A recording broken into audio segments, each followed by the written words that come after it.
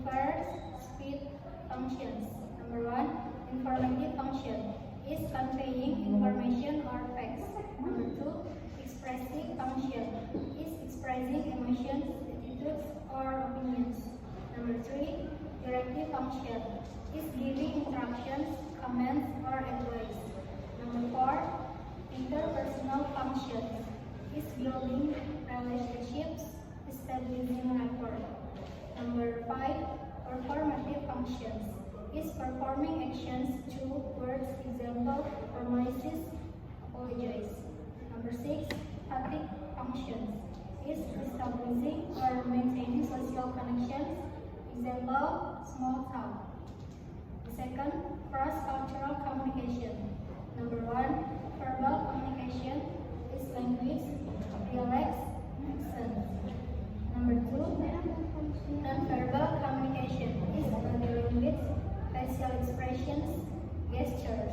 Number three, paralinguistic communication is tone, pitch, volume, and pitch. The third, key considerations in cross-cultural communication.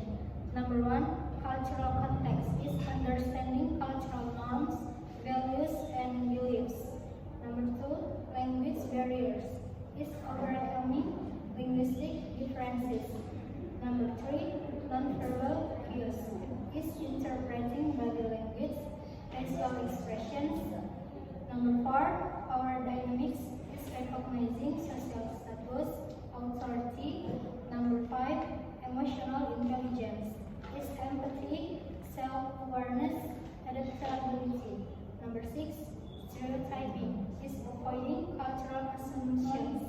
Number seven, feedback is encouraging open communications. Number four, cross-cultural communication theories. Number one, Hall's high context or low context theory, differentiating cultures based on communication style. Number two, Hofstede's cultural dimension is analyzing cultural differences, power stance, individualism. Number three, Rudikund's anxiety or uncertainty management theory, managing uncertainty in intercultural interaction. And the next I'll read. Strategies for effective cross-cultural communication. Number one, active listening, paying attention to verbal and non-verbal cues. Number two, culture awareness, education oneself about diverse cultures. Number three, flexibility, adapting communication style. Number four, empathy, understanding perspective. Number five, clear communication, avoiding ambiguity. Number six, feedback and encouraging open communication. Seven, respect, following culture difference. Common cross-cultural communication challenge. Number one, language barriers. Two, culture misunderstandings. Three, nonverbal misinterpretation. Four, power imbalance. Five, stereotyping. Six, different communication style.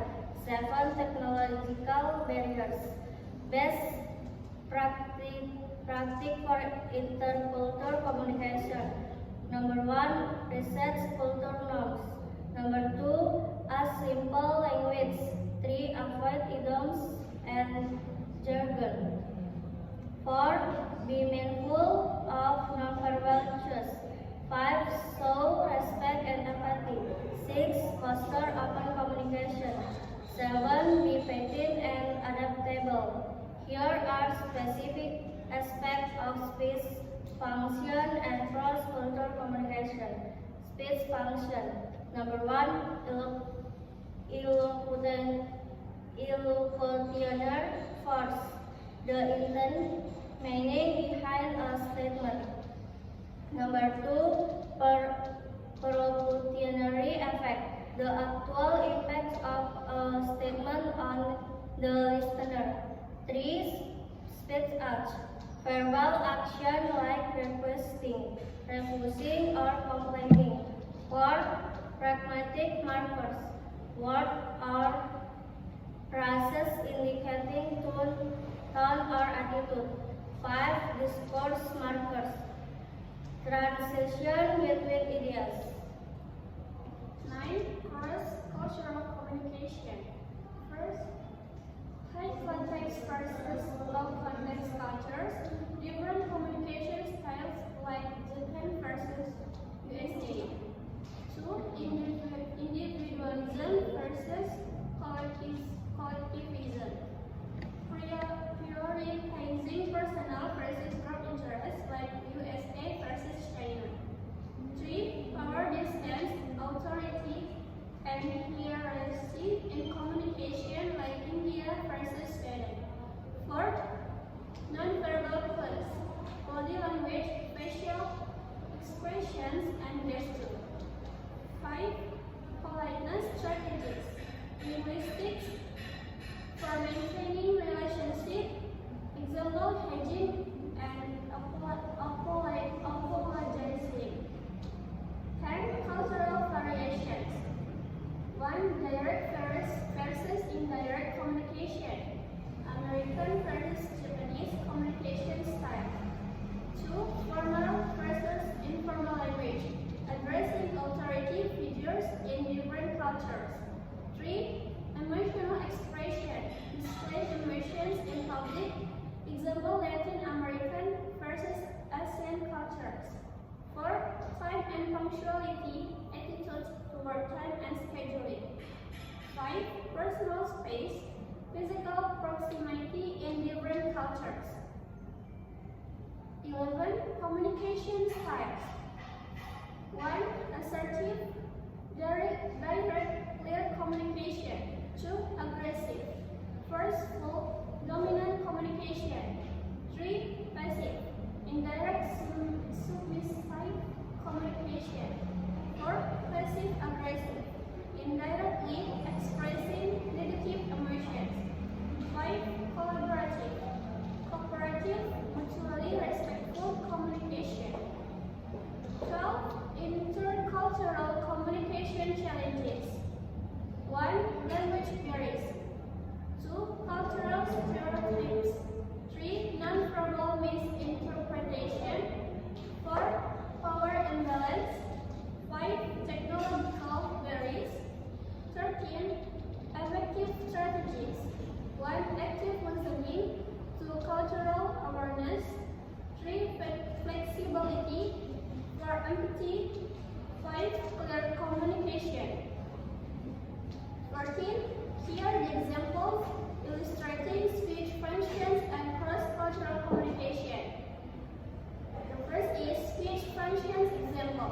1. Informative function. The meeting starts at 10 a.m. It's conveying information. 2. Expressive function. Like I'm thrilled to announce my promotions. That's expressing emotion. 3. Directive function.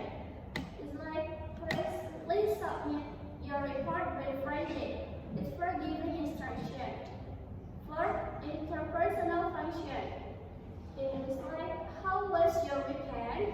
It's for building rapport. 5. Performative function. I promise to attend the conference. It's to making a commitment. 6. Static function. How's the weather? It's for establishing small talk. The next will read by Sylvie. Okay, next, cross-cultural communication. Examples. The first, verbal communication is direct versus indirect communication styles. It's H, American versus Japanese. Next, different language dialect. It's H, British versus American English. Number 2, nonverbal communication is physical touch is acceptable in some cultural, not others. Eye contact is very interpretations across cultural. Number 3, paralinguistic communication is tone, It's verb versus polite, and face versus slow. And the next, cross-cultural miscommunications. Examples. The first one is cultural misunderstanding. It's an American businessman misunderstands a Japanese college indirect communication style. Number two, nonverbal misinterpretation is a Westerner interprets a Thai person's smile as a German when it actually signifies embarrassment. Number three, language barrier is a Spanish speaker struggles to communicate with an English-speaking customer service representative. The next, effective cross-cultural communication examples. The first one is active listening. It's a manager asks clarifying questions to ensure understanding. Number two, cultural awareness is company provides cultural sensitivity training for employees. Number three, flexibility is a team adapt communication style to accommodate international clients. Number four, empathy is customer service representative acknowledge frustrated customer perspective. In conclusion, effective cross-cultural communication requires a deep understanding of both speech functions and cultural variations. The different speech functions, informative, expressive, directive, interpersonal, performative, and empathic serve specific purposes in communication. From sharing information to building relationships, cross-cultural communication demands awareness of verbal, non-verbal, and paralinguistic factors, as well as cultural considerations such as power dynamics, emotional intelligence, and language barriers. Challenges like language barriers, cultural misunderstandings, and non-verbal misinterpretation can create obstacles, but strategies like active listening, cultural awareness, and empathy can help overcome them. Adapting communication style, respective cultural differences, and promoting clear communication are essential practices for effective intercultural exchange. By understanding and addressing these elements, individuals and organizations can foster more meaningful, respectful, and productive cross-cultural interactions.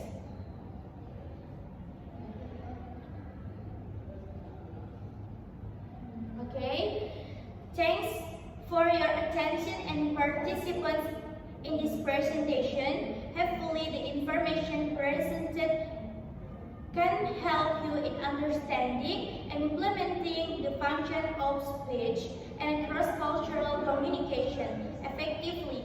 If there are any questions? Any questions? Nothing. Okay. Or further discussion, I'm ready to help. Okay. If there are any questions or further discussion, I'm ready to help. And the last, thanks for your attention. Wassalamualaikum warahmatullahi wabarakatuh.